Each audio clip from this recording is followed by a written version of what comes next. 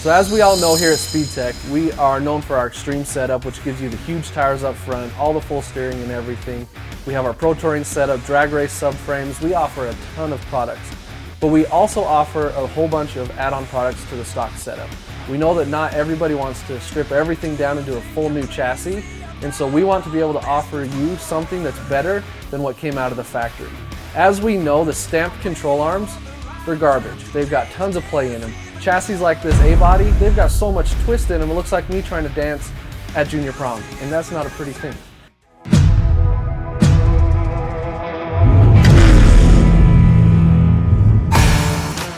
Hey everybody, it's Cameron with Speedtech Performance, and today I'm here to introduce to you a project that we're going to be working on. It's going to be about a 4 or 5 part series on this 1970 Chevelle chassis. As you can see, it's a stock chassis, and we're going to take it and give it the full makeover. Now on these stock A-body chassis, we know that they're 4 links, there's tons of bind, it's not comfortable, and so when you're going over bumps, twists, turns, curves, things like that, it just does not perform well.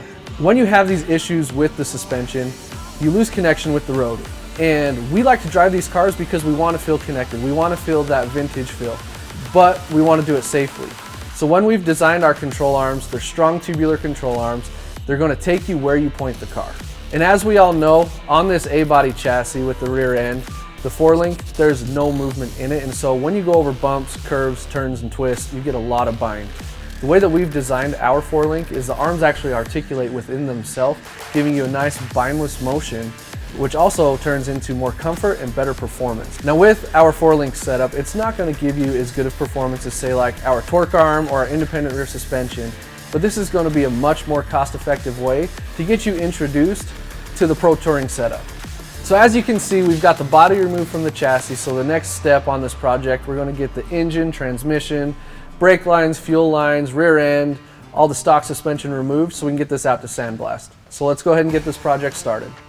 Now, as we all know, these stock A-body chassis are so famous for having so much flex. So before I get this torn down, I actually want to try a little bit of a science experiment to see just how much flex we have. So go ahead and cue that science music while I get this set up.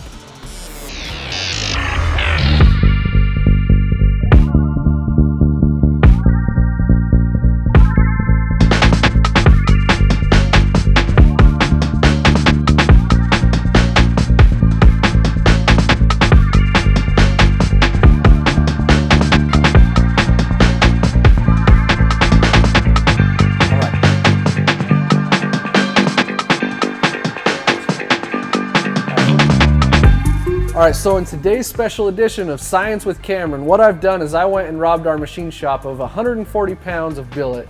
We built this little contraption here out of some scrap pieces, and what we're going to do is put some weight here on this end, essentially lifting up the driver's side of the chassis, and we're going to see what happens back here. So let's get it done.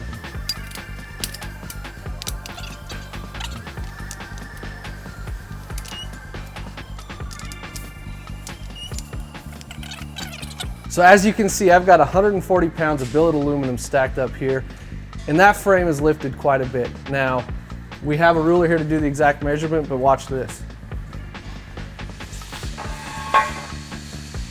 All right, so I was able to just remove the jack stand that the frame was once sitting on, and let's see it dance a little bit. It's a lot of flex. So as you saw, I was able to take the jack stand out, and I'm just putting a little bit of pressure on here, and this thing's dancing like crazy. With our frame chassis stiffening kit, we're going to eliminate that. So what we're going to do is after it's in, we're going to do this experiment again, so definitely stay tuned for part 2 of Science with Cameron. So as we unload the weight, you can see that the chassis is making its way back to the jack stand, taking the twist out of it.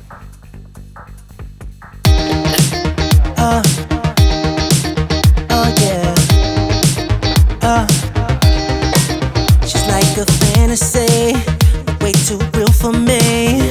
Better just admit that I can't handle it. And when we're getting close, she strikes the perfect pose. It's too hard to quit, can't get enough of it. And I hear people say, oh, he's just a fool, and she loves to play.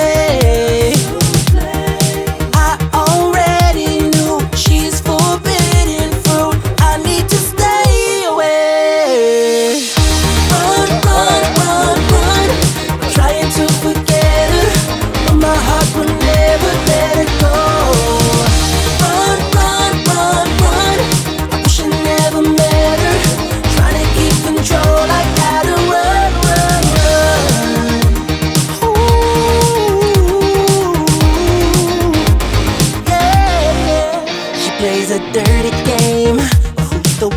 blame.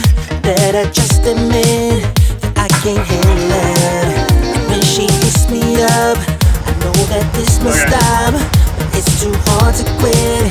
Can't get enough of it. And I hear people say, oh, he's just a fool, and she loves to play. I already knew she's forbidden fruit. I need to stay away. Run, run, run, run. I'm trying to forget her, but my heart will never let her go. Run, run, run, run, run. I wish I never met her.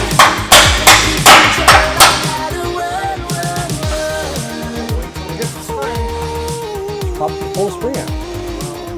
Can I lift this? If I lift, can you pull?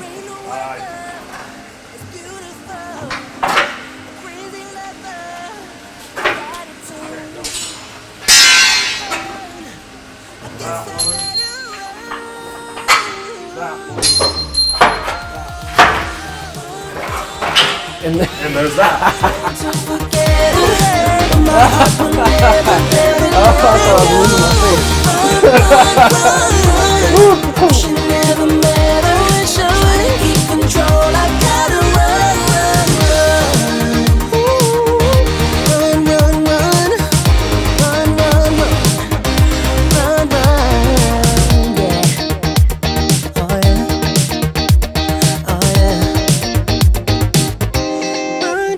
So as you can see here, we've got the chassis stripped down. I've got a big pile of the original suspension parts here that I've got to get cleaned up. I'm going to send this off to sandblast so that when it comes back, we've got a nice fresh start. This chassis is in great shape actually. As you can see, there's not a lot of rust or anything on it. And the best part of all this whole teardown, we're able to do it with just hand tools. So this is something that you can easily accomplish in your garage in just an hour or two. So from here, like I said, it's going out to sandblast. And when it gets back, we're going to get putting it back together. Or something.